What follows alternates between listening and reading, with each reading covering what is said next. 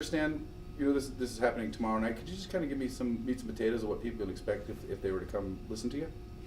Well, first of all, tomorrow night is going to be a little history about what some of us did in the military and some of the things that we did after the military. And it's not really about me, but it's about all of those that served the country. And Fairbanks is a good place to help to get people to understand what some of the neighbors that live over at Fort Wainwright are doing.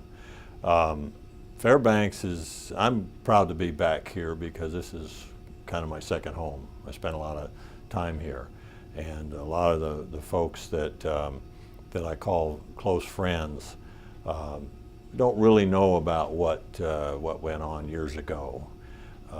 Those of us that call Alaska home, we sometimes lose sight of what's going around in the world, and I think it's important that we make an effort to help the community understand. And Fairbanks Memorial Hospital Foundation, being a community-based hospital foundation, I think it's important that they recognize this, and so it's kind of a partnership for us to get together. Bring some of those people that are interested in about what goes on in the life of a soldier, what makes us tick, and because it's not a peaceful world like we might want to think it is. New enemy than what we had for years ago, but just as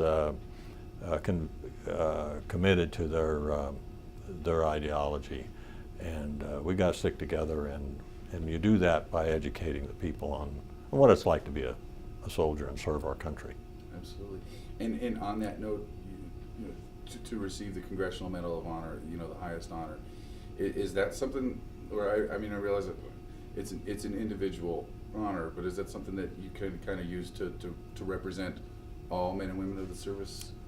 Absolutely. To receive the Medal of Honor, as you can imagine, is as a soldier is an overwhelming experience, especially when you're a young soldier. I was 24 years old at the time, and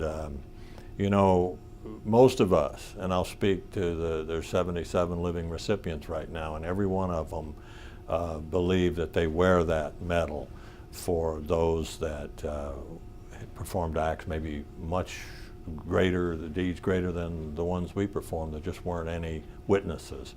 And so we wear that for those that we served with, those that are serving now, and to help those that are going to serve and protect this nation in the future. I understand a good portion of the talk tomorrow will involve a Q&A. How excited are you for that portion of the evening? Well, absolutely. The best part of tomorrow night is the Q&A, because I can go in there and talk a little bit about what's going on, but and I hope some young people come, maybe some kids from school. I think it's appropriate in some cases, and the questions that they have will open up the whole avenue, and I don't even know where that will go, but I have never backed off from questions, so I'm looking forward to those. I expect, since it's about an hour-and-a-half event, that we'll have about 30 minutes of me talking, maybe less. I'm hoping that we'll get about a good hour or so of question and answers, and I think it's important because there's a lot of what some of us do and have done that weren't just in the military. It's what military people and people with military training continue to do for us and our community and our country. And so, no, that's going to be the best part of it, is our question and answer period. And I guess kind of my final question: what is it about the Fairbanks community that attracted you to be here after you got out, and then to continue to return back here? Alaska and the interior, I think especially, draws a certain kind of person. And whether, I know in 1968, when I first set my foot on the ground and outside of Delta Junction in December, late November, and it was 55 below zero. I said something, Robert Service got it right when he said the vastness of it all. oh God, I'm stuck, how I'm stuck on it all, or something like that. There's something there that people come to Alaska and they stay for a lot of reasons. And it reminds me of the question that was asked to a general after World War II.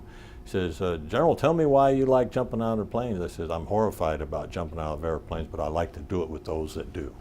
So Alaska is kind of a neat place. Fairbanks is very special. Got some neat people in here, and so that's what it's all about. Being different. You kind of have your bragging rights when you live here through the winter and the great summers that we have.